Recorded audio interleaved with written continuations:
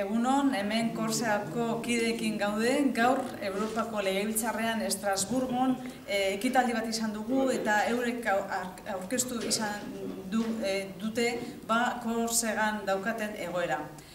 Nous sommes ici avec les représentants de l'Assemblée régionale de la Corse et ils travaillent pour avoir un statut d'éco-officialité, mais je crois que c'est très intéressant d'écouter ce qu'ils veulent nous dire ici au Parlement européen à Strasbourg.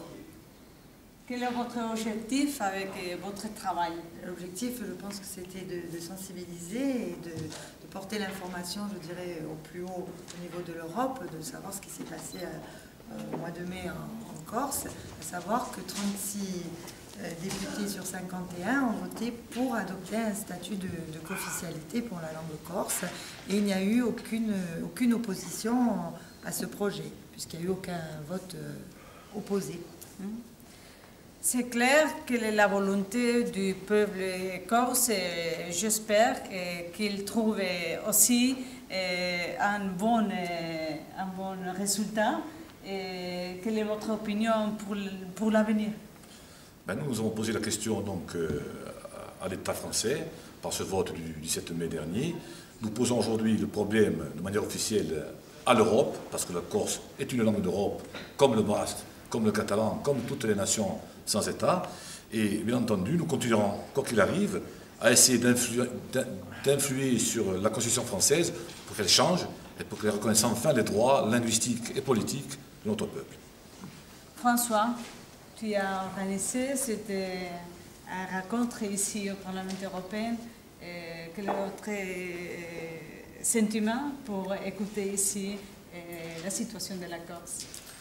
Et ici, l'intergroupe, je crois, c'est une construction politique qui permet aux Basques, aux Corses, aux Tyroliens, aux Catalans et à tous ceux qui ont des langues en difficulté, des cultures niées par les États, d'être une force. Car isolés, nous ne sommes pas grand-chose.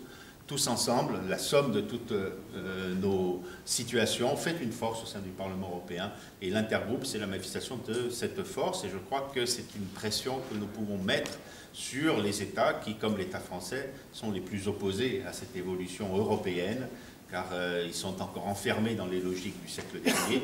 Mais le siècle qui s'ouvre, c'est le siècle de l'Europe. Et dans l'Europe, toutes les cultures et toutes les langues européennes ont leur place. Et l'Europe, c'est une mosaïque.